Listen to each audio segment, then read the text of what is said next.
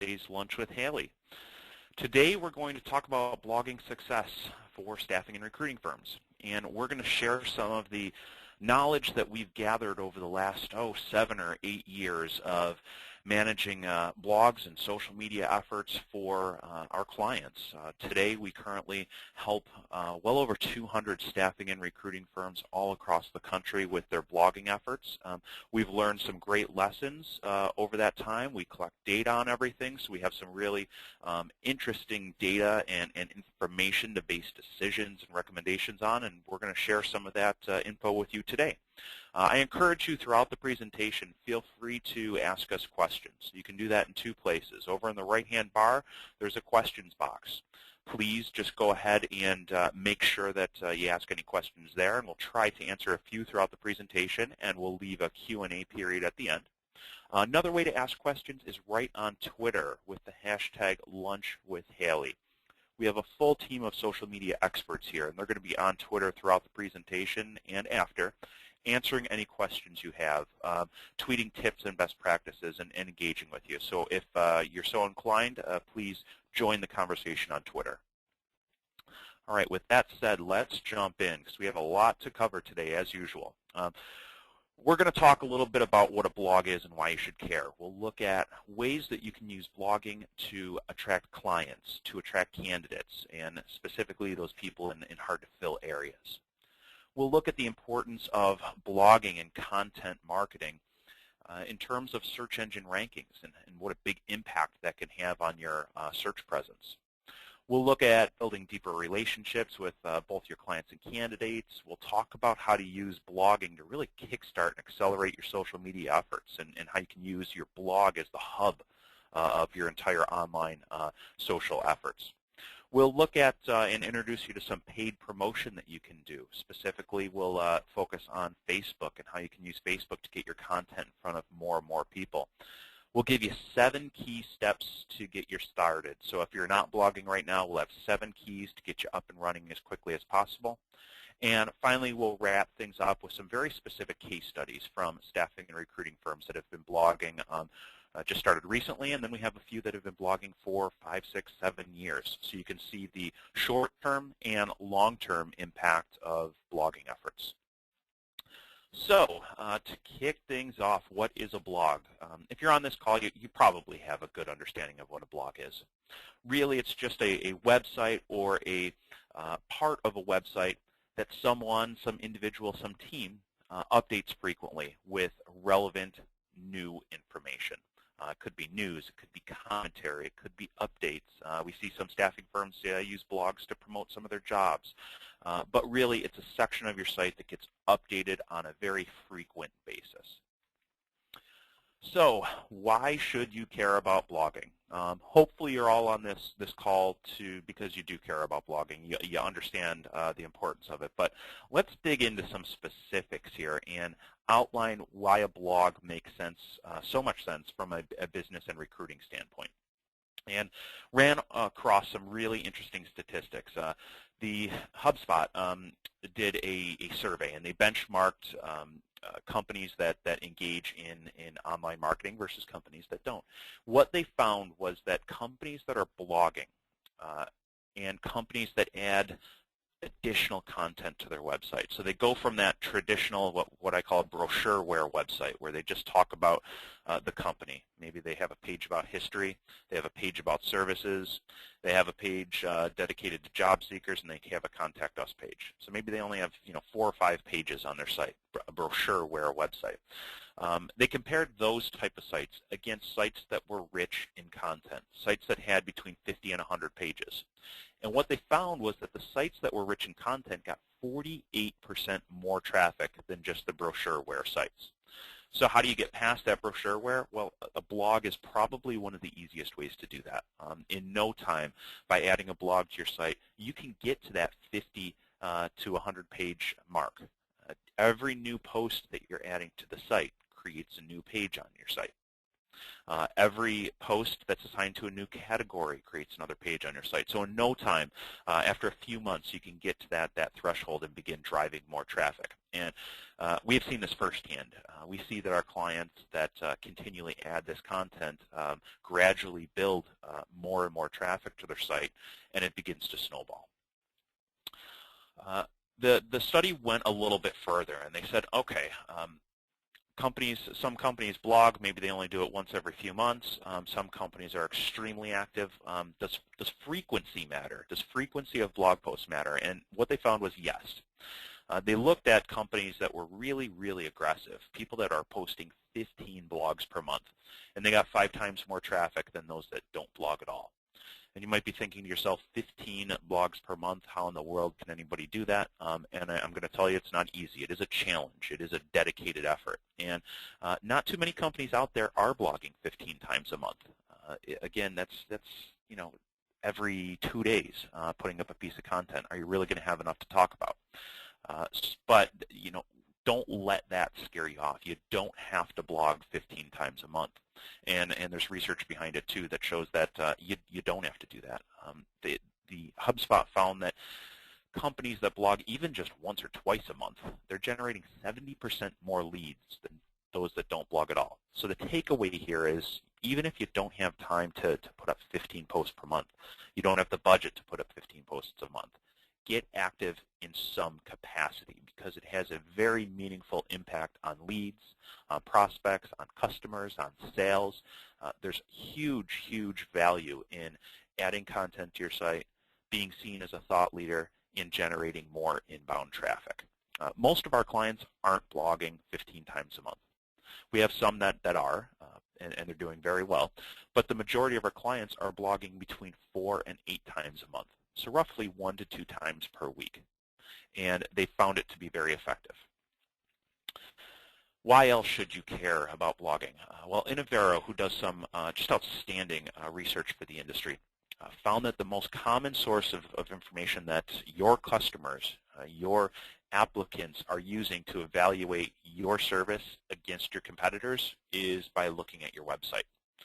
They're not going to walk down the street and walk in every staffing firm's door to get a feel for what your company's like. What are they going to do? They're going to go on their computer. They're going to open their smartphone. They're going to look at your website. And your website can say a lot about your business. It can tell the person whether or not they even want to consider working with you. So brochureware websites, which I mentioned earlier, just a few pages about us, your services, a job seekers page, they're not good enough. Okay? If you have a brochureware website and the staffing firm down the street has a site that is rich in content, who are they going to choose to work with? You ask yourself that question. Who are they going to choose to work with? Somebody that's just has a minimal presence, or somebody that has gone above and beyond, that shows they understand the craft, that shows they take time to provide value to the people that they're working with, and even the people they're not working with. You're going to choose the firm that has invested a little bit more in their presence. So what do clients and prospects want? They want industry-specific staffing trends. They want salary info. They want hiring trends by region. They want job candidate hiring trends. They want white papers. They want best practices. They want this information. So hopefully what you're looking at now is you've realized that you need to add more content to your site. Let's talk about how you can actually apply this for your firm. I mentioned earlier we were going to talk about how to attract clients. What can we do to get people to actively engage with our staffing firm, actively engage with our website, and become a destination? So there are a lot of things that you can write about. There are a lot of things you can blog about. Number one on the list right now, healthcare reform. For many companies out there, and I know for probably just about everybody on this call, ACA is more like a 4-letter word than a 3-letter acronym. People are frustrated with it. They don't know where to go. They don't know what to do. They don't know how to plan. They don't know strategies for dealing with the inconvenience that this is posing. You can be a resource for that information. If you can become a trusted resource for them on information like that, who are they going to call when they have an employment need? They're going to pick up the phone and call you because you're a partner. You're no longer a vendor. Um, they're looking for ways to do more with less. They're looking at examples of other companies that have had very similar challenges to them. And maybe there's challenges with retention, or maybe they have an issue recruiting in a specific skill area. Maybe they don't know how their salary stacks up to other companies in the area. You can be a resource for all of this information. So think about the conversations you have with clients and prospects every single day, and get those conversations on your blog. Write about them. Share specific challenges you've helped your clients overcome. If you've helped them overcome a specific challenge, I can pretty much guarantee that there's some other company in the market that has a very similar challenge. If you can show that you've been successful and highlight steps that another company can take to also have that same success, they're going to pick up the phone and they're going to call your firm instead of a competitor. So I get this question all the time. So, we want to blog 4 times a month, 8 times a month, 10, 15, whatever that number is. People are afraid that they're going to run out of ideas for topics. And I'll tell you this, it can be challenging. We struggle with it sometimes, but there really isn't a shortage of topics out there. Again, think about the conversations you have every single day. Think about the challenges your clients are faced with. Go online to sites like hr.com here. Look at the forums. See what people are talking about. Okay? Just in this one forum here, you can get a ton of great content ideas like interview assessments, orientation, initial interviews, streamlining hiring. Should people do payroll outsourcing? What are the benefits of it? How do you choose a vendor? How do you reduce employment costs? How do you recruit? How do you work with a recruiter, or how do you work with a staffing firm?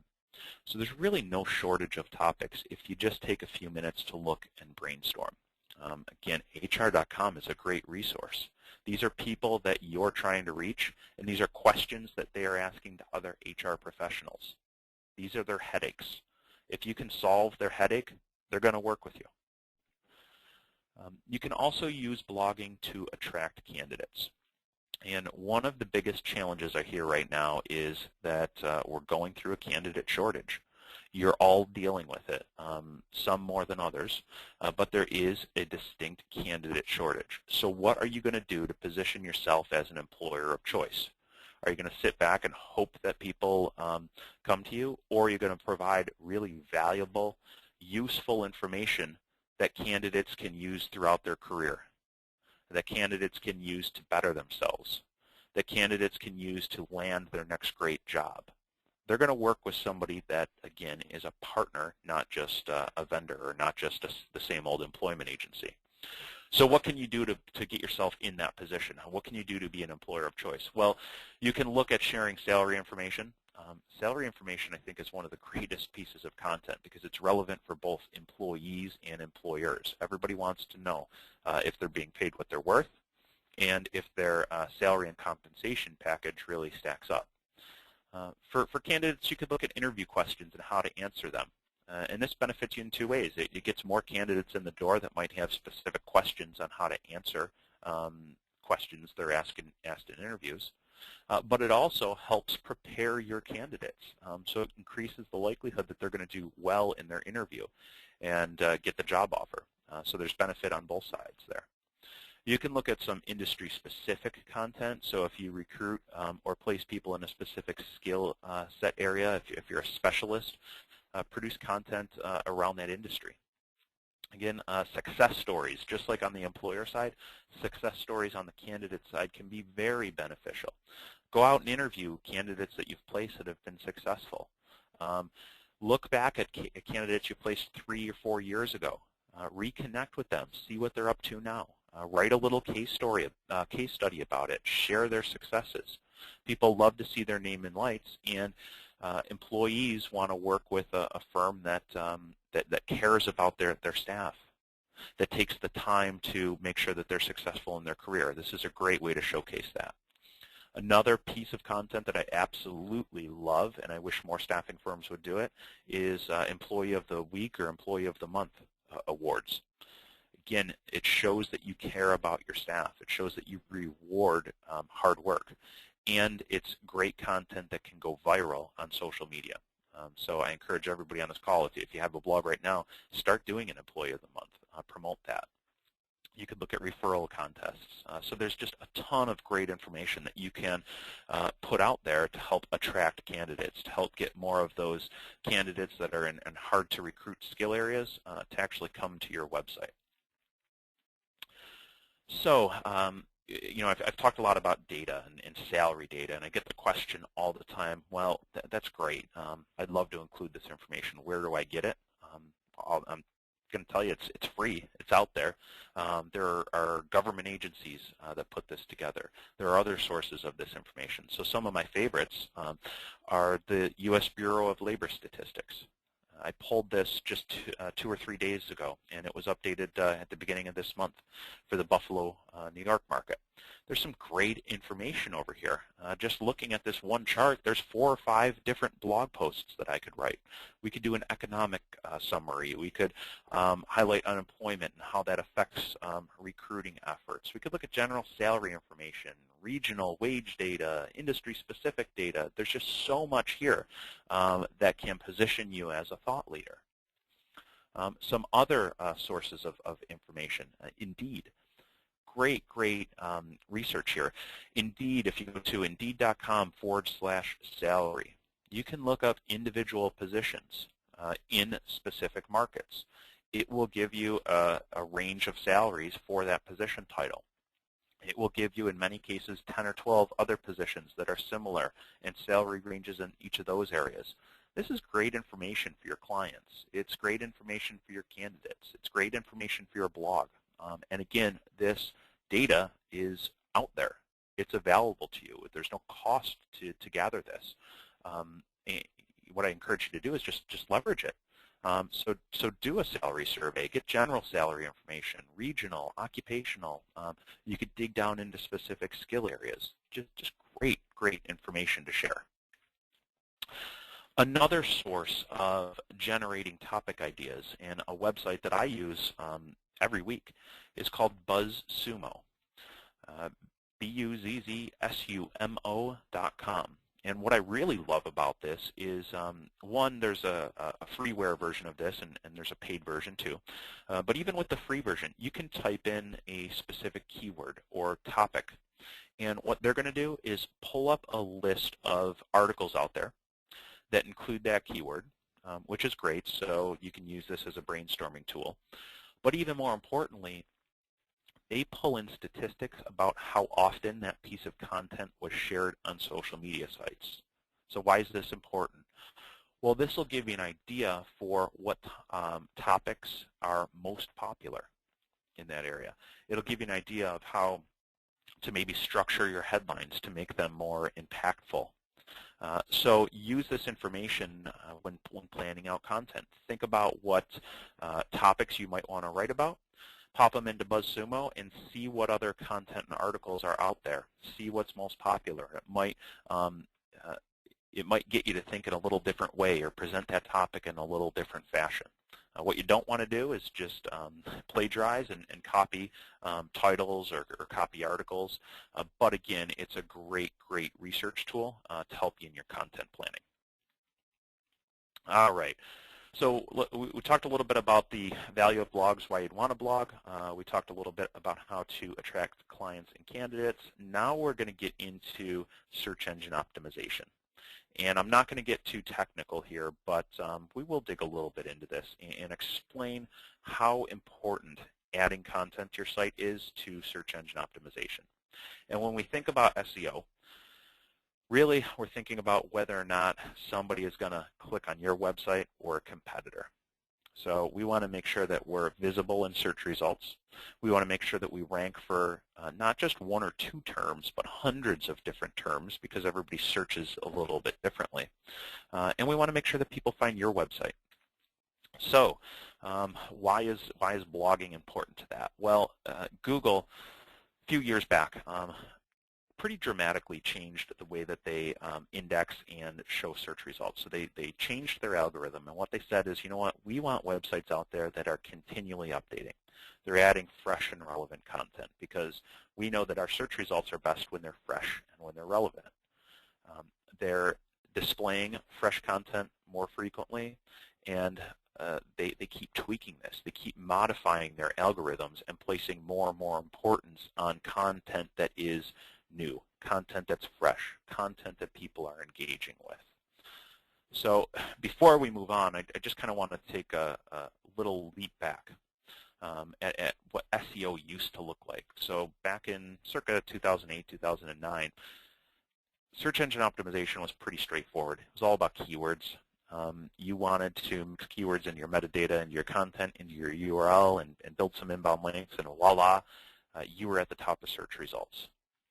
And what happened at that time was a lot of people caught on.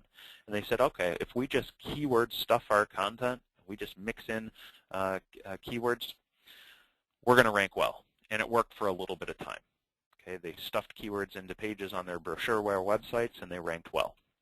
Well, fast forward to today, search engine optimization in 2015 is drastically different than it used to be. So this is just a sampling of the hundreds of different factors that Google and Bing and Yahoo look at when determining whether or not you should show up in search results or somebody else should. And I'll just key in on kind of the top level here. They're looking at your domain, how authoritative it is. They're looking at on-page elements. So are your pages structurally set up the right way? They're looking at content. They're looking at links. They're looking at the experience that people have on your website. So do they get to your website and leave right away, or do they stay there for a while? If you have a brochureware website, they're probably clicking maybe on a page or two and then leaving because you had no value there. On the flip side, if they come to your site and they see this great content, they're going to stay there for a while. Time on site is going to increase. Number of page visits is going to increase. Google's looking at all those factors, and websites that retain visitors longer will rank higher in search results. They're looking at social. So they're looking at whether or not people are engaging with your content on social media sites, how many people like you on social sites. So all of these factors go into search engine optimization. Now, some of these factors are more important than others, but they're all individual elements that Google's looking at.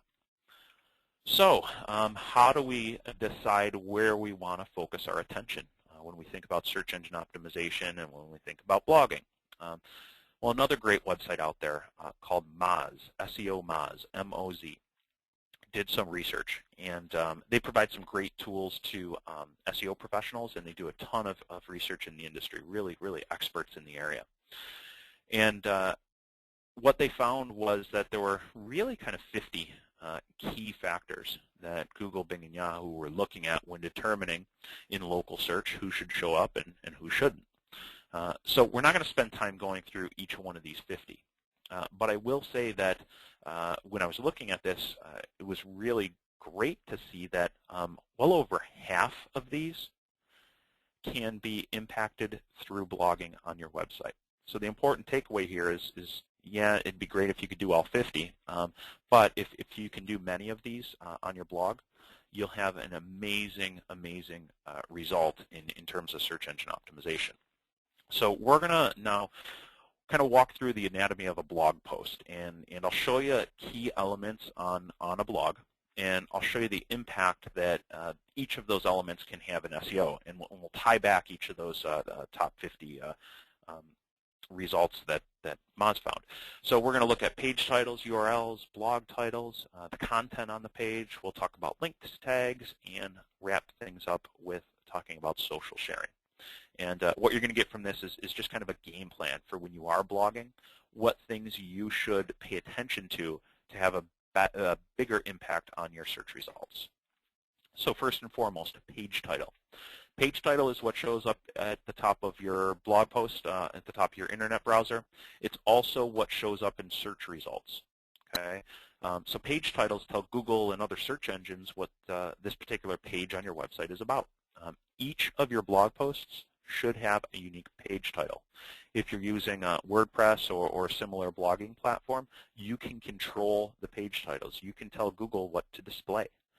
And as you see here over on the right-hand side, the page title is very, very influential in showing in helping with search results. So of those top 50, the page title accounts for 4 of those top 50 ranking factors. So you want to make sure you get your city in there, your state.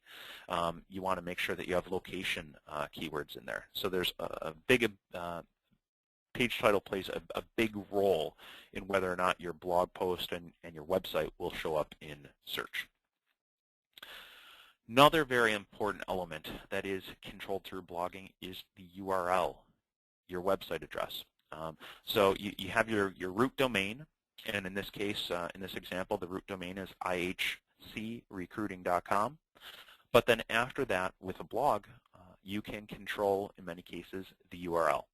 And in this example, you see that we're getting very specific keywords in there. We're getting internal medicine physician. We're getting Fort Lauderdale. So very important keywords here. You want to make sure that when at all possible, you mix keywords into your URL. You don't want to overdo it, and you don't want to keyword stuff, but make sure that you're getting relevant, keyword-rich and geographic-rich terms in your URLs. Again, 2 of the top 50 ranking factors are tied to URL here. Your blog title and content on your page. You want to make sure that you can include keywords throughout your content. So think about the terms that you want to rank well for. Think about what clients and candidates might be typing into Google when they're searching for the services you offer. Try to mix those things into your title. Try to mix those things into your subheadings. Try to mix those things into links within your post, and we'll get into that in a little bit. But what you want to try to do is if you're a geographic-focused firm, if you staff in a specific city, get that city into your content. It's not good enough just saying staffing agency. You want to say something to the effect of staffing agency in Fort Lauderdale so that it's very specific. It's tied to a geographic market. If you place people nationally, that's a little bit tougher. But again, if at all possible, mix geography in there. Mix industry in there and get specific. Links. Links are extremely important in terms of search engine optimization. And there's 2 different kinds of links. There's what we call intersite links. So these are links on your blog or on a page in your website that link to other sections of your site. And they're important to an extent. And what they can do is increase the time somebody spends on your site. So at the end of every blog post, we get in the habit of having a strong call to action. We think about what we want that reader to do next. If it's a post that's focused on candidates, we want that person to go to the job board or career listings or application. So be very explicit at the end of your post and tell people where you want them to go next. In this particular example, we were blogging about an open assignment. So we've said learn more about this outpatient internal medicine physician needed in Fort Lauderdale. And we've used those terms very specifically in the link because that's another ranking signal that Google looks at. What terms are being used in the link itself? So instead of just saying click here and having that the link, we mix keywords into our links. So whenever possible, use keywords in your links. And if you look over on the right-hand side of the screen, ranking factors. Links are extremely, extremely important for search engine optimization. So make sure you incorporate inner site links into your content. And then on our next slide, we're going to talk about what we call inbound links. So inbound links are links from other websites to your website. Very, very important. When Google and Bing and Yahoo are looking at whether or not you should rank well, one of the things they're looking at is how many other websites out there are linking back to your site. And the thesis here is that the more websites out there that link back to you, the more authoritative you must be. If other websites out there, other reputable websites out there are sharing your content, are linking back to your website, that's a vote of confidence. That tells Google, hey, this company is important, this website's important, this content is important. Okay, so it's very, very important to try to get your content on other websites out there. And this is an example of a post that I wrote. Obviously, we serve the staffing and recruiting industry. We serve it exclusively. So what we do is share content on sites that are relevant to the clients that we're trying to reach. The Staffing Stream, which is a industry blog put out by staffing industry analysts, is a great source of content for staffing and recruiting firms. It's a great place to go for new ideas, tips, best practices. So we write content for their blog. Okay, this isn't content that appears on our blog. It's content that we specifically write for their blog. And we might write about some similar topics on our blog, but we also want to share our content with other websites out there. So why do we want to do this? Well, number one, we want to get in front of a new audience, but number two, it helps us build more inbound links back to our website. So what I'm getting at here is your blog content can not only be valuable on your website, but it can be valuable on other websites out there too. So share your content. How can you go about this? Well, think about chambers of commerce. Okay, most of them put out newsletters. Write an article for the Chamber of Commerce on employment tips, employment best practices, the business climate, job figures, unemployment rates, you name it. That content's very relevant. Look at local business publications in your market. Offer to do a guest post. Offer to do a column. Share your blogs with editors at these magazines. You'd be surprised at how many will actually pick up this content and run with it. It's a great way to build more inbound links back to your site, great way to get your content in front of a new audience, and really have a big, big impact here. All right, and the last thing we're going to talk a little bit about in terms of blogging's impact on search engine optimization are tags. Tags are at the bottom of many, many blog posts. And the tag allows you to be a little bit more judicious with terms. So what we generally shoot for is to add between 5 and 10 tags at the bottom of a post. And what this does is it helps categorize information for the reader. So if they get to the end of the post and they want to read more about a specific topic, they can click on one of these tags and they're taken to a page that shows all of the posts that were tagged using that term. What's nice here is that it creates a ton of new entry points for your site. So each one of these tags creates a new page or a new section on your site dedicated to just that tag. That tag gets pulled into page titles. That tag gets pulled into the URL. So by adding more tags, you're creating new entry points on your website. And as you can see in ranking factors, it can have a real nice impact. 5 of the top 50 ranking factors can be directly impacted by adding a tag. So very, very beneficial here. And I lied when I said that that was the last slide on SEO. Social sharing. It ties into search engine optimization. Search engine optimization and social media, I see that they're starting to combine a little bit. And what do I mean by this? Well, Google, Bing, and Yahoo, they want to serve up the most relevant search results. So they're looking at links, they're looking at on-page content, they're looking at keywords, looking at all that stuff.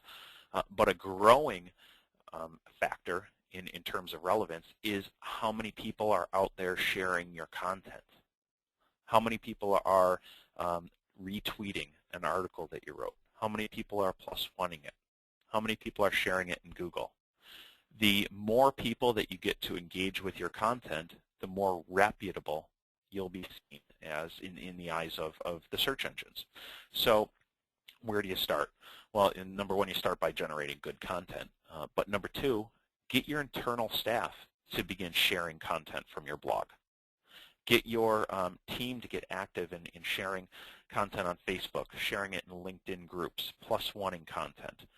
If you begin to have your internal team engage with this content, more and more people outside will take note.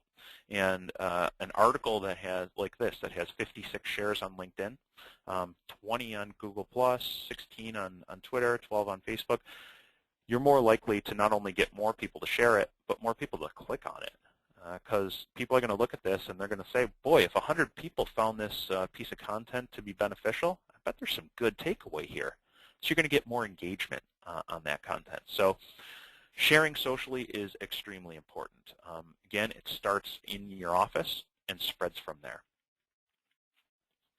All right. So now we've talked a lot about generating content and what topics to write about.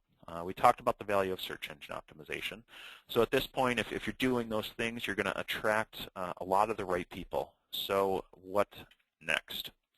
I like this analogy that I like to work smarter and not harder. So once we've developed this content, we don't just rest on our laurels.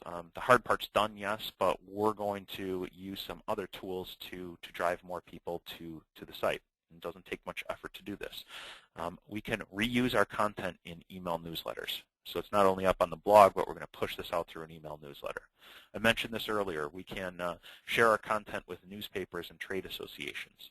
Encourage those editors and tell them, you know what, take a look at our blog. Anytime you want to use a piece of this content in your publication, you go right ahead. That's free publicity for you, and it's publicity that you can't pay for. I guess you could, but it's much better free, and it helps position you as a thought leader.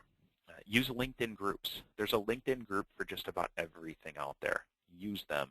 When we see our clients post in LinkedIn groups, their traffic goes up exponentially. There's social bookmarking sites like Reddit, Dig, StumbleUpon. Share them there. Share on social media. Get your internal team to share first, and then it'll spread from there.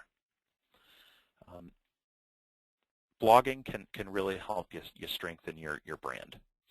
You have, in many cases, many talented people within your organization.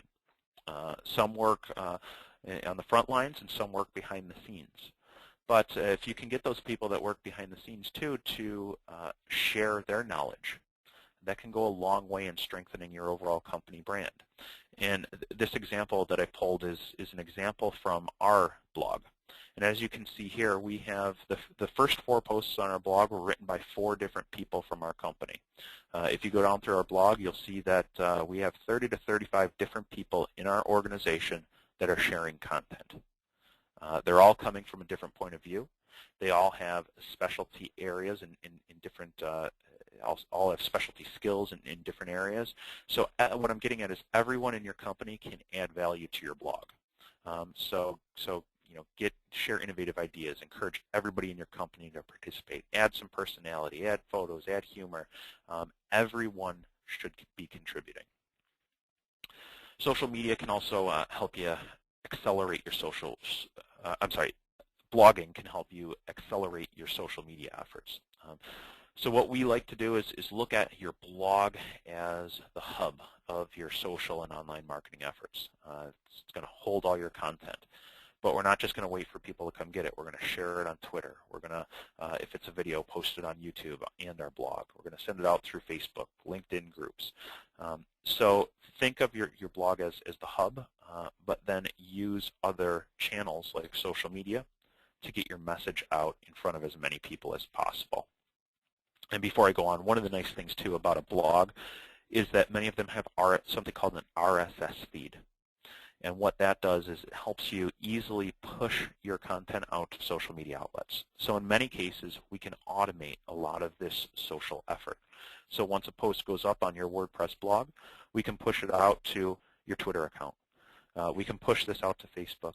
We can push this out to your LinkedIn status update. So there's a lot of things that can be automated behind the scenes to, again, help you work smarter instead of harder. All right. Hopefully we're at a point in the presentation that you see the light. You know that blogging is effective, and you want to get started. So I mentioned earlier in the presentation we have some steps for you to get started. So step 1, we're going to look to define a target audience. We're going to look at who we want to target. Do we want to target prospects? Do we want to target current clients? Do we want to look at specific industries? Do we want to look at specific types of decision makers? So think about who you want to target before you jump in, and do a little bit of research. Do your homework. So look at your competition. Do they have a blog? What information are they sharing? Ask your clients, ask your prospects, ask your candidates what their biggest challenge is. Again, those conversations that you have each and every day are great. you'll get some great information for your blog just from those conversations. So get in the habit of listening, get in the habit of asking what their biggest business headaches are, and I always like to ask a very simple question. And for those of you on the call that I've talked to, you've probably heard this from me before, I like to ask the question, how is business? Very simple, basic question, but people really like talking about their business. And for me, I love listening. Because what that one question does is it gets them to open up. It gets them to tell you about what's going on in their business. It gets them to share some of their biggest challenges. And it allows you the opportunity to share some insight. It allows you the opportunity to come up with some strategies that can really help them, or share some cases of other clients that you've worked with that had similar challenges. And again, it takes you from that vendor position into that partner position. And use forums and groups on LinkedIn to listen. What I tell our clients is look at your best clients. Look at the people that you love doing business with. Take a look at their LinkedIn profiles and see what groups they belong to. See what groups they interact with. And begin joining those groups. If they're a member of it, a lot of like-minded people, a lot of like-minded companies are probably members of it too. Those are companies you want to do business with. Step number 3, plan out your content. Planning is extremely important. When we work with our clients, we plan out content for the month, and in many cases, we plan out month for the quarter. But we try to look at what's relevant in the local market. We use tools like BuzzSumo to see what people are engaging with out there. We look at Google Analytics to determine what content we've written about in the past that has gotten great response and great interest. I mentioned earlier, we blog for over 200 staffing firms across the country, so we look at that aggregated data to see what topics are most relevant in the industry, and we use all that when planning, content planning. So there's just a few samples of some things you may want to focus on for clients and candidates here. These are some things that we found to be very impactful. So again, salary information, hiring trends, case studies are great. On the candidate side, job hunting tips, hot jobs. So you all have some great jobs, and you might highlight them on your job board. You can also highlight them on your blog. Do it in a slightly different way, but it can draw more attention to those positions. And if you attend any local job fairs or do any local events, that's great content for your blog. So take pictures, tell stories, and post all that content to your site.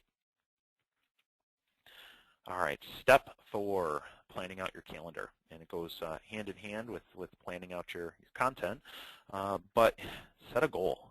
If you don't set a goal, what's going to happen is the first month you're going to post 4 blog posts. Month 2, you're probably going to post 3. Month 3, maybe you'll post 2. Month 4, you'll post 1, and then you'll go a few months without posting any content. So get very active in planning out your calendar, set goals, set quotas. I mentioned earlier, get everyone in your company involved. If this falls on one person, something's going to come up in their schedule, and they're going to miss a post. But if you have a team that's constantly contributing blog content, you can go a long way in making sure that your content is consistent. And then if you are short on time, or you don't have the writing talent, or you just want your team focused on other activities that may be very close to the revenue, outsource it. There's companies like Hailey Marketing that can help you ghostwrite content, that do all the research for you. So we would be happy to help in those efforts. Many of our clients too will even have us write some posts, and then they'll have their team add to that content too. So we mentioned earlier, companies that post 15 times a month have the biggest impact. You could couple that with outsourcing some content, and then having your internal team supplement that content with more personalized posts. So that's a great strategy. Step 5, once you've kind of planned out your content, you need to choose your platform. I will say that internally here, we love WordPress. There are so many benefits of using WordPress for web development and blog development. There's some great plugins, some great search engine optimization tools. There are some others out there like Blogger, but whatever you choose, make sure that it's hosted on your domain. So WordPress.org allows you to easily create a blog, and it would be yourblog.wordpress.org. It's not adding any SEO benefit to your website. You want to make sure that your content's on your domain so that your domain gets all the credit for that great content that you're going to be putting out. Okay. Number 6, stay active. I mentioned earlier we see many times firms that will be very active up front and then trail off as time goes by. You want to make sure that you're active. Google's looking at how frequently you post content, how frequently people are coming to your site to see that content, so it's a big ranking factor. So if you're going to blog, do it and do it consistently. And step number 7. This is one thing that we really love here, me especially. I love testing. I love trying new things. I love tweaking what we're doing on a site. So test and learn. The great thing about blogging and the great thing about online marketing is that if you have Google Analytics installed on your website and on your blog, you can track just about everything. So you know what's working. You know what isn't working. You can do A/B testing. You can see if adding an image has an impact. You can see if adding a strong call to action has an impact. One thing that we found through testing is that call to action banners have a big impact on conversions. So as you see in this example, at the end of the post, we have just a simple graphic. And the one in the post says, keep reading some additional blog topics related to this. Some other examples that we use, search our open positions now. We're taking people from the blog post to the job board. So we're keeping them on the site, and this is used for candidate posts. So we're taking them from the blog to the job board where they can apply. Contact a recruiter, request an employee. So think about who the topic of that blog is geared towards, and then have a really strong call to action or a really strong call to action banner at the bottom that relates to them. And in this particular example, just by adding this call to action banner, we found a 63% increase in people going from a blog post to other pages on the website. And in terms of search engine optimization, if you keep people on your website longer and they visit more pages, that's a signal to Google that you're relevant. So it can help increase not only the time somebody spends on your site, it increases their rate of conversion, and it increases the likelihood that you're going to show up higher in search results. And again, just adding in this simple call to action, there was a 75% increase in overall page visits. So if you have a blog, think about that. Think about what you can do at the end of posts or even at the beginning of posts to really engage with someone. I mentioned earlier we were going to share some case studies too. So I have 3 to highlight here. And I tried to pick different types of staffing firms. This particular organization has a locum tenens division. They recruit therapists. And what they found was that their job board, number one, they have a job board where they post all their positions, and their blogging services have generated the highest return of all their recruitment activities. So a blog's not only good for positioning yourself in the market, but it can have a big impact on recruiting and lead generation efforts. Here's another company in the healthcare space, national firm. So I mentioned earlier that when you can tie geography to your blog posts, but if you're a national firm, that doesn't mean that blogging is not effective either. In this particular case, this firm started with us, way back in, I want to say, late 2010, 2011. And they started with 4 posts per month. So we were writing 4 pieces of content per month, roughly 1 a week. And after about a year, they saw a 41% increase in total website traffic. And what was great is that the majority of this increase was coming from organic search visits. So it was people that were specifically looking for a national travel firm or were looking for travel nursing positions. So people that were looking for the services this firm offered were now finding them. And what they said is you know what, boy, with 4 posts a month, well, what if we upped it to 8 posts a month? What if we doubled it? Would we see a real nice increase? And they did.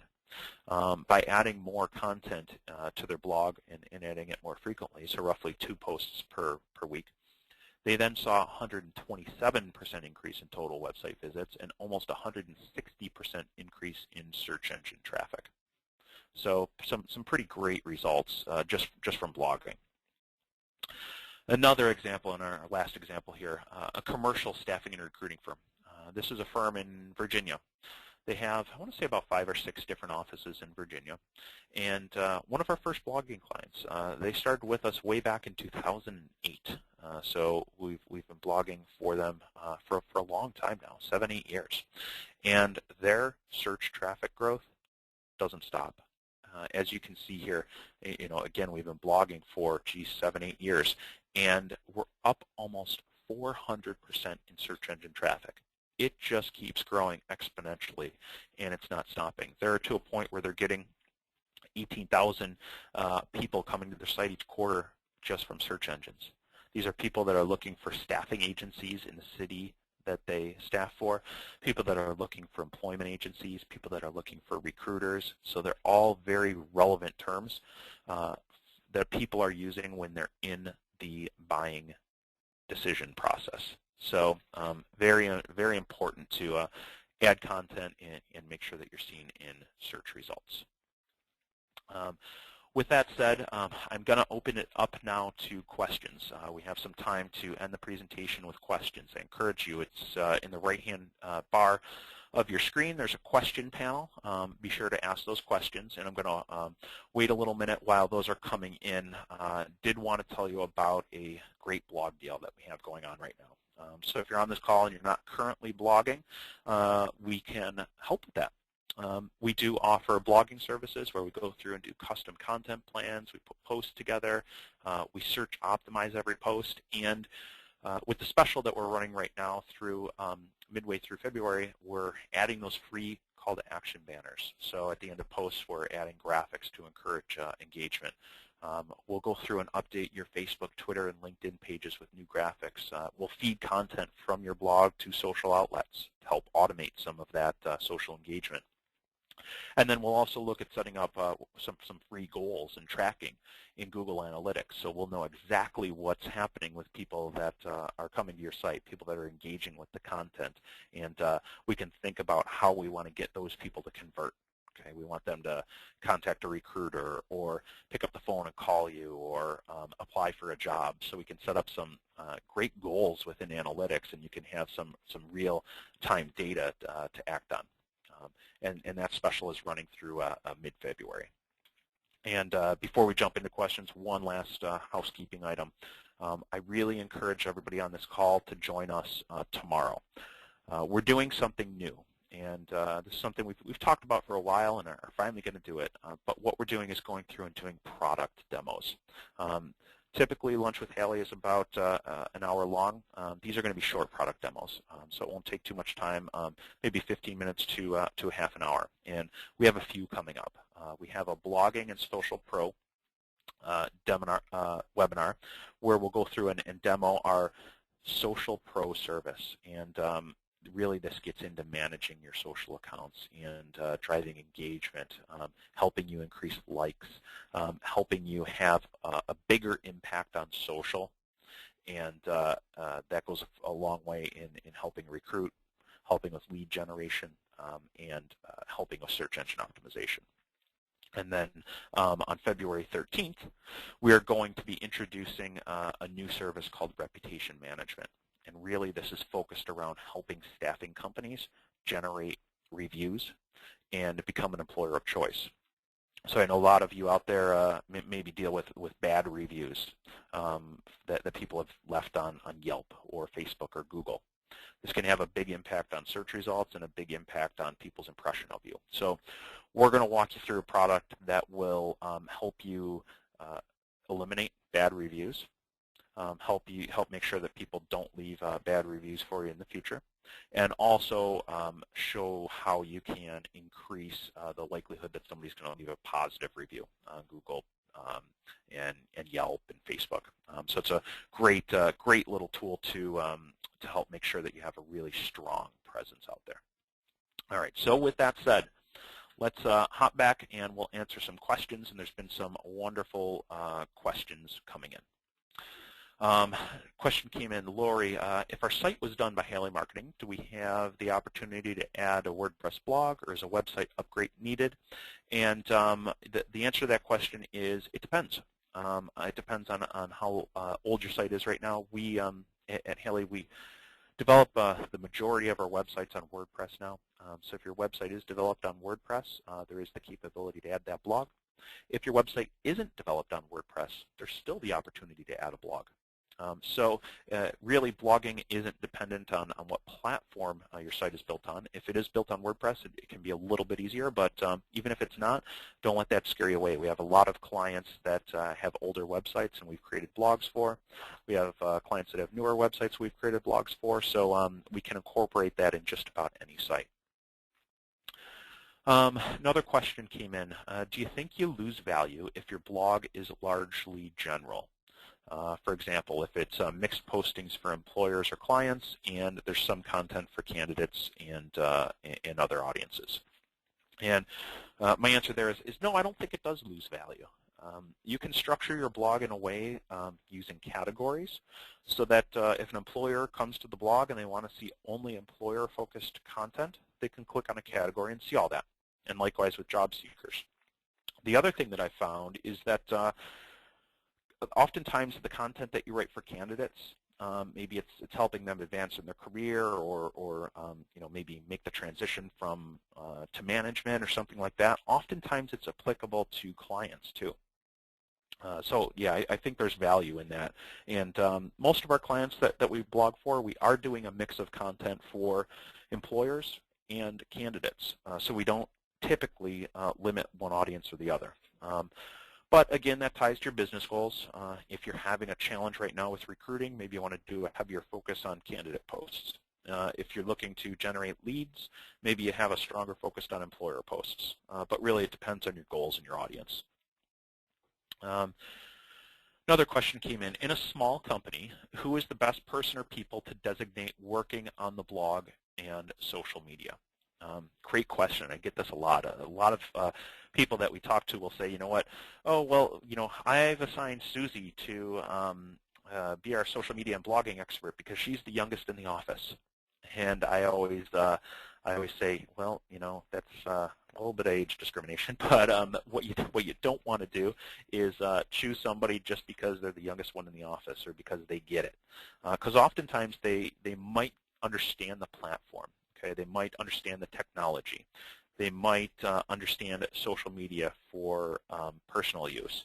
But oftentimes they don't have the business acumen or the knowledge that more senior level people in your organization have. So what I often suggest in a small company is to mix those responsibilities up. Yeah, you can have somebody that is more tech savvy actually post the content for you. All right, but some of the great thought leadership pieces are going to come from senior members of your team. So get everybody involved, and if you find it too time-consuming, there are people out there that can do it for you. And shameless pitch, we'd be happy to help in that area. Okay, another question came in. I keep hearing website visits and SEO depends on purchase of Google AdWords. We blog 2 to 4 and even 5 times a week. Good question. So does having a paid pay-per-click campaign have an impact on search engine optimization? Yes and no. It's a tough one. So in terms of ranking well in search results, Google comes out and says it's not dependent on buying ads. So they're looking to deliver relevant results for people. Relevant results are based on a number of factors. Some of those factors include how much traffic your website gets. If you buy paid ads, your website is going to get more traffic. So it doesn't. If you buy ads, it doesn't mean that you're going to rank in search results. But over time, if you're getting more traffic, if more people are engaging with your site, there is a positive benefit there. So it's a little tricky question. What I like to say is paid ads are a great short-term strategy. So if you want to rank well for a specific term right away, paid ads are the way to go.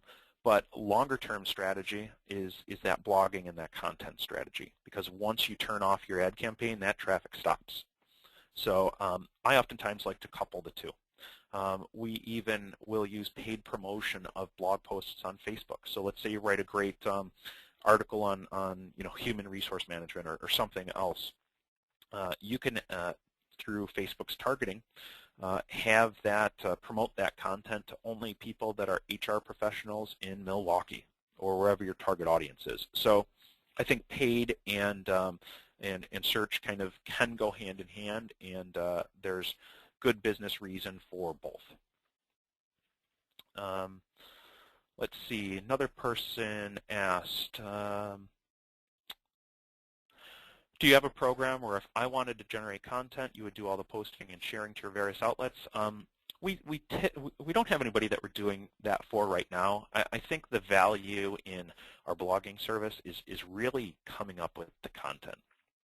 Now, with that said, we do have some clients that we're writing content for, and then they'll periodically write content and have us optimize it, have us post it, and we can certainly help in that area. But I think that the bigger value really is thinking about what topics we're going to write about, optimizing those posts, having our writers put together that content. So I think that's where the value comes into play. But if you really do want to write your own content and have us help you manage it, I would encourage you to call our consultants here, and they can talk with you about that. But again, I think the value is in coming up with the content itself. That's really the hardest part. Another question, can you set a goal to have a blog written targeted towards clients and candidates, or should we focus on one goal? I think that builds on a question earlier. I think you can have multiple goals, and I think you should have multiple goals. Most staffing companies are dealing with two target audiences, clients and candidates. You need the candidates in order to fill client needs. So we do focus on both. So we have two goals. We're looking to recruit more candidates, get more candidates in the door, and generate some more business. So I think you can have two different goals, and you can even leverage that content in different sections of your site. So if you're writing candidate posts, you can have an RSS feed of candidate content to appear on your candidates page, and likewise with clients. Somebody else asked, I want to share this webinar with leadership here. Will it be available again or as slides? It certainly is. The slides, if you look in your right-hand panel under the chat or discussion area, there is a link to the slides, so feel free to download those. And then we're also recording this webinar. So in a few days, it will be added to our website. If you go to haileymarketing.com under freebies, there is a section for webinars there, and I encourage you to sign up. There's a lot of great past webinars, white papers, and other content there. Another question, we have many pages of content, but it's not in blog posts. Would you recommend changing that information over to posts? That's a hard question to answer without seeing what content it is. I will say that one of the benefits of blog posts, and we highlighted it in the presentation, is the ability to have categories, the ability to have tags at the bottom, the ability to control page titles and things like that. So if you have all of those elements in, converting it over to a blog post probably wouldn't add too much benefit, but what you really want to get in the habit of is continually adding new content. So I would strongly encourage you to do that. And somebody just came in and said that they didn't see the slide download option, and Nancy, thanks for asking that question. We will get the slides out to you, so we'll make sure that you get a copy of those. And I think those are all the questions right now that have come in. If you do have other questions, use Twitter, pick up the phone, give us a call. Please connect with me on social media outlets. Drop me an email, give us a call, and we would be happy to help in any way that we can. I hope you found today's webinar useful. And again, if you have any questions, please let us know. I hope if you're not blogging yet that you start doing it. And if you do need some help, we are here to help. Again, thank you so much, and don't forget about our great product demos that are happening over the next few weeks. The first one is tomorrow, and it really builds off of the presentation from today. So it takes blogging and social media up a notch to the next level. And you can sign up for all of those at lunchwithhailey.com. Thank you so much.